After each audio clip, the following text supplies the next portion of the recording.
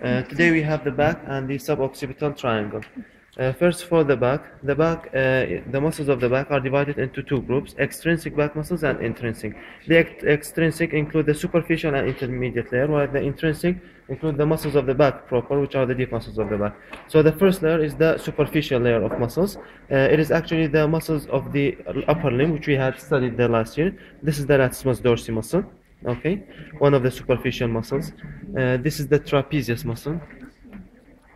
This is the trapezius muscle, which is also one of the superficial layer. Then we have the two rhomboids, rhomboid major and rhomboid minor. Okay, these two muscles, rhomboids, and also we have the levator scapulae. This is the levator scapulae muscle.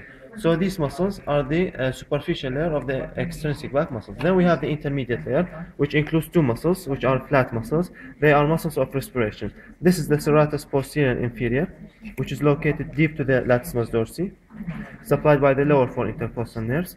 And this is the serratus posterior superior, located below the rhomboid muscles. These are the rhomboids cut below it and supplied by the upper four intercostal nerves. So these two muscles are the intermediate layer of back muscles, and they are the muscles of respiration. In some research they say they are proprioceptive muscles also. Then we have the deep layer of muscles. The deep layer of muscles include the muscles that control the movement of the back of the vertebral column itself. So it supports the vertebral column. They are subdivided into three more layers, which are superficial, middle layer, and deep layer. The only layer which we are going to study is the superficial layer. Is the intermediate layer in this region, which is the erector spinae muscle. This massive muscle is the erector spinae. It is found in between the spinous processes of the vertebrae and the angles of the ribs. So it occupies this area. It is subdivided into three bands, longitudinal bands. The lateral most is the iliocostalis. Then we have the longismus, and then on the spinal processes here we have the spinalis.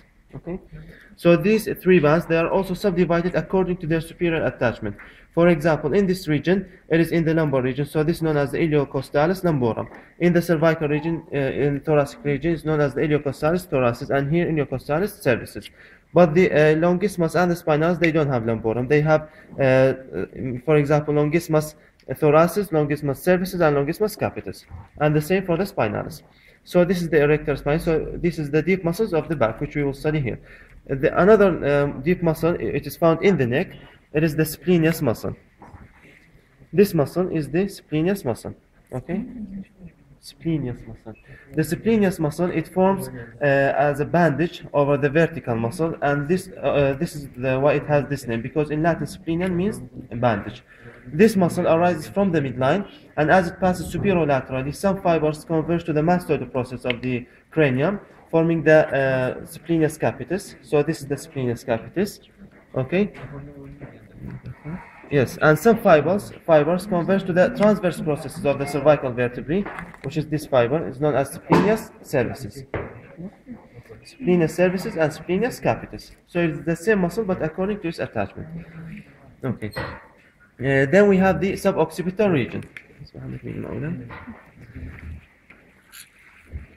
Okay, the suboccipital region, it is an intramuscular region that is located anterior to this trapezius, sternocleidomastoid, the splenius muscle, and the semispinalis muscle. This muscle is the semispinalis.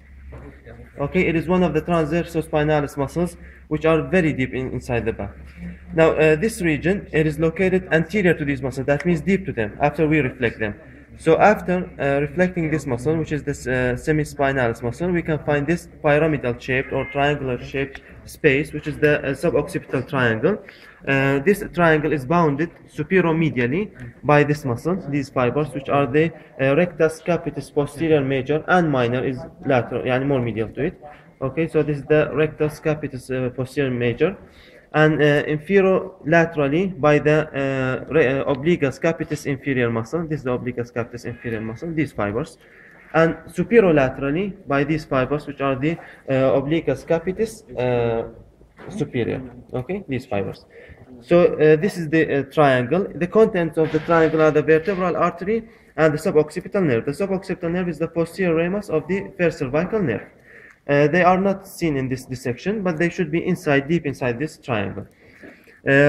Other structures found here, hooking around the inferior, the rectus, the obliquus capitis inferior, is the great occipital nerve. This is the greater occipital nerve. Okay, this large nerve. Also here we could see this is the third occipital nerve. Okay, this is the third occipital nerve. Oh, speak. Third occipital nerve. Okay, so this is the third occipital nerve, and this is the greater occipital nerves. Okay, see this. What